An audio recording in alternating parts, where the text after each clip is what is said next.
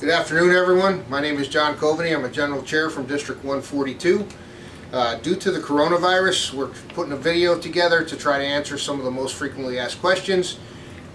You'll be able to submit questions that aren't answered on this call to aa.ta@iamdl142.org. That is available now. It was put out by the district, but use that website to ask any questions that you need answers to that aren't answered in this video.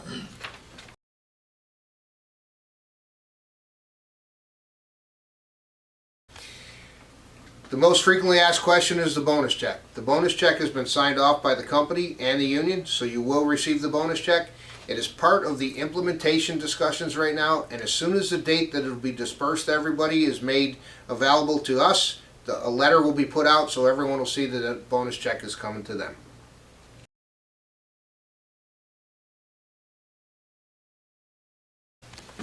Scope. Scope is the biggest issue that we had to negotiate. It was one of the main reasons the contract took as long as it did, because if we don't secure the jobs, it doesn't matter how much money you make, there won't be any jobs to come to. We were very successful in retaining the 50% language that we currently have in our contract today, which means 50% of the work in man hours that goes out. If the company sends out 1 million man hours, they have to bring 1 million man hours in. If they exceed the limit by sending it out, they have to add that on to the following year. Very similar to the language we have today.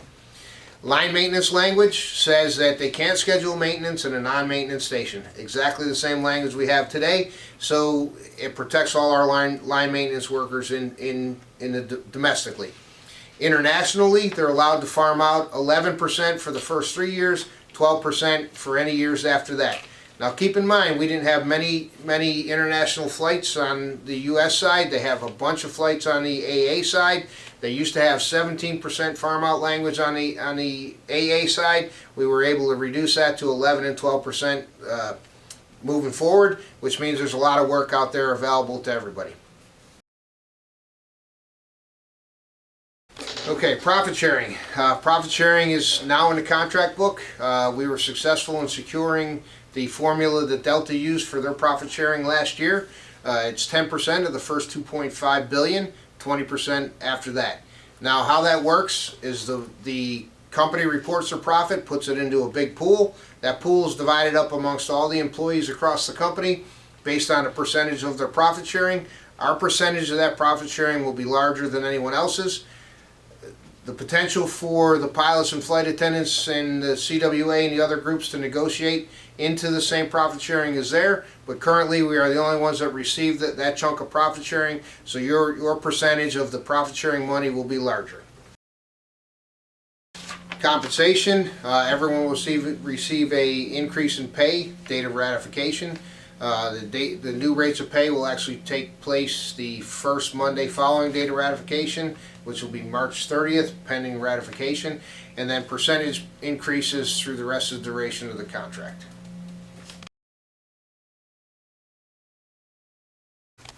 So we're going to move from weekly pay to bi-weekly pay. There are provisions for groups that are currently on bi-weekly pay to make sure it's a smooth transition.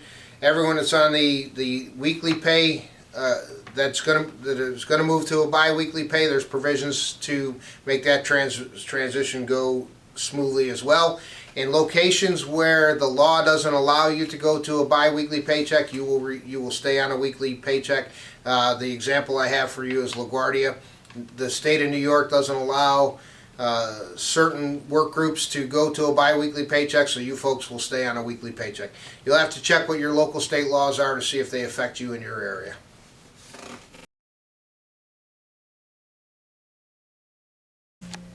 Okay, retirement. We've enhanced your retirement. You will get 5% put into the IAM pension plan. Your multiplier will increase over the 5-year term for each group. You also get a 4% match put into a 401k, provided you put 4% in, for a total of 9% retirement. The medical that we enjoy today, we promised you when we got into negotiations we were going to do everything to keep everything that you had and try to make it better. The medical was a big battle. The medical, the retirement and the scope were the last items that we were on the table. We were successful in retaining the U.S. Airways medical. So the 100% is going to go away at the next open enrollment. The 90% will stay intact until the end of the agreement, duration of the agreement, which will be 5 years, and the 80 is there for life until we negotiate it away, and we have no intentions of negotiating it away. So it did change a little bit, but we were able to protect the LUS medical. Vacation has been enhanced. If you have 29 years or more, you'll receive the 6 week. There's increases throughout the scale, and in 3 years the scale compresses and everybody gets their vacation even sooner. You can look through the book and look at the years and see where you fall in. Anyone that is due a vacation that would have earned a vacation this year from last year will receive a check in the amount of 1 week's pay for those vacation weeks that would have been accrued. Whether it's going from 2 weeks to 3 weeks, 3 weeks to 4 weeks, 4 weeks to 5 weeks, or 5 weeks to 6 weeks, anyone that was due a vacation will receive the lump sum check. Okay, classifications and qualifications, they kind of run hand in hand. The classifications are broke up similar as to what they are today. We'll have the mechanic and related group, we'll have the GSE and plant maintenance group, and then we'll have the planner group.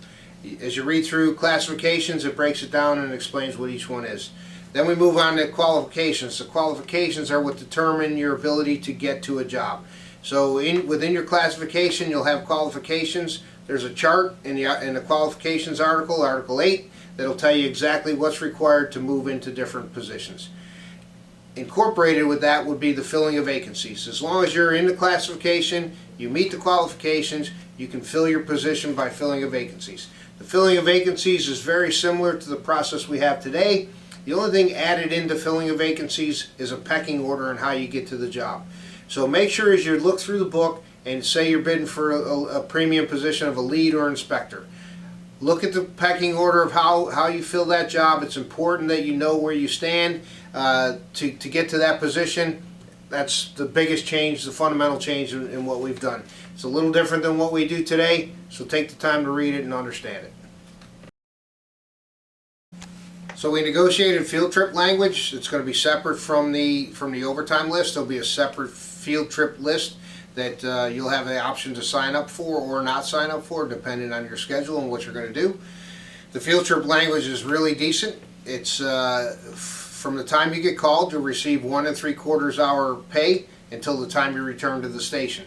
The only time you won't receive 1 3/4 hour pay if you decide to go to a hotel for 8 hours or the company decides that you need to go to the hotel for 8 hours. Other than that, you'll be on 1 3/4 hour pay. If that time you go to the hotel doesn't reach the 8 hour mark, you'll remain on 1 3/4 hour pay for that entire time.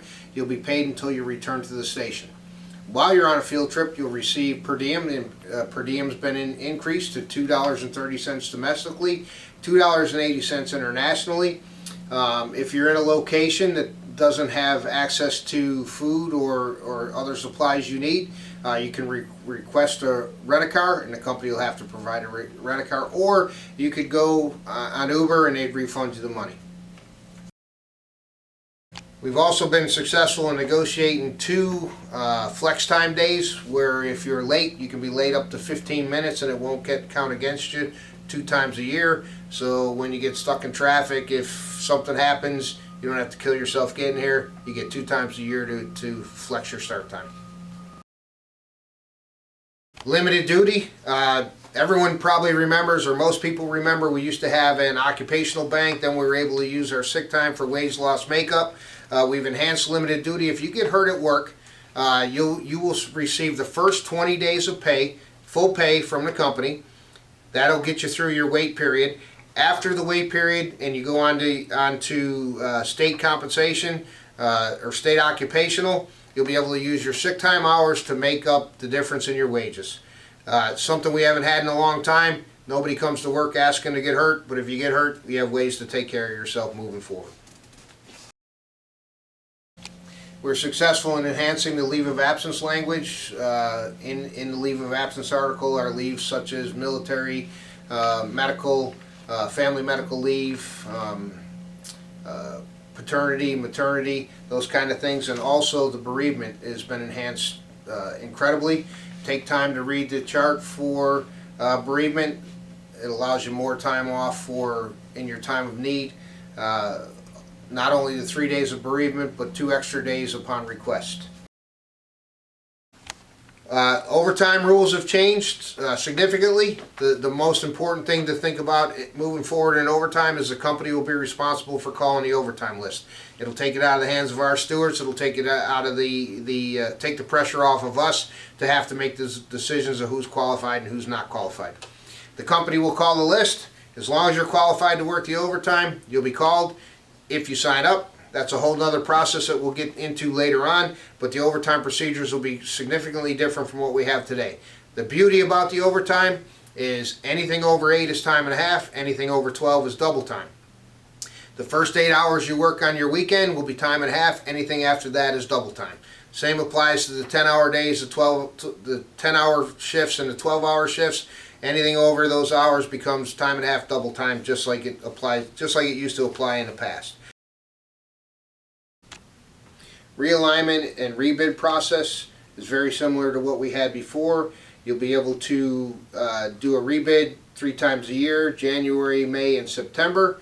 The company will be allowed 1 realignment per the contract, or if they confer with the union and we agree to allow them to do more realignments, they could do more throughout the year depending on the situation. You'll work still 8.5 hours, but if you work through your lunch, you'll receive a paid lunch, and you'll still be able to take your lunch down later in the day, but your paid lunch will be at the premium of time and 1/2.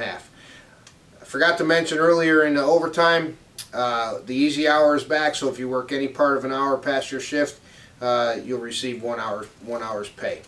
We also negotiated some adverse condition weather, which affects a lot of the regions we work in because of hurricanes and snowstorms and whatever else other weather we come across. If the local government puts a travel ban in your area, you have provisions to receive pay, be it by vacation time, comp time, different methods, but a method of your choice. If they close the facility due to adverse weather, you'll receive 4 hours of pay from the company, and you can use your benefits to make up the difference in your pay other than sick. So language that enhances the contract for everybody, increases your ability to function during adverse conditions, allows you to receive extra pay if you work through your lunch, and then again the easy hour that I forgot to mention in the overtime section. So much enhanced language.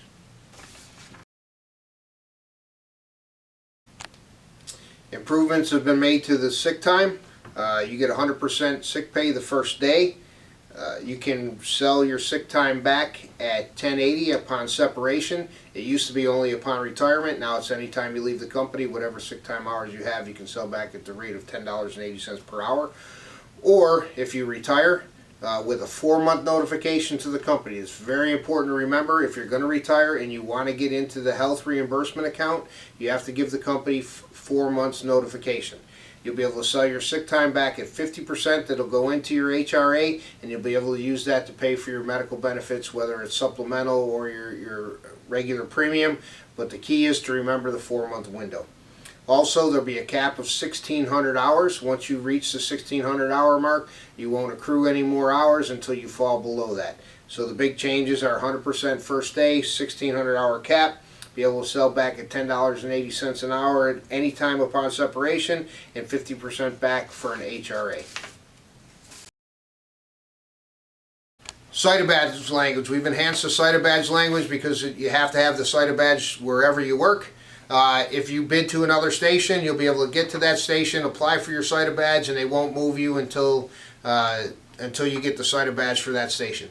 You have to work that out with local management, make sure everything's on par, everyone knows what you're doing. You have some responsibility in that, but it's definitely enhanced to get you to where you need to go on a bid. Locally, you'll be allowed time to go during your shift, or if it's off shift, you'll be paid straight time hours to go get your Cytobadge. We all have to have it. It's a condition of employment, so we made some enhancements to get your Cytobadge. The swap article has been enhanced. You're allowed 32 swaps a quarter. The only time a swap is decremented from the amount is when you give a day away. As long as you do both ends of a swap where you work one and give one away, it doesn't count against you.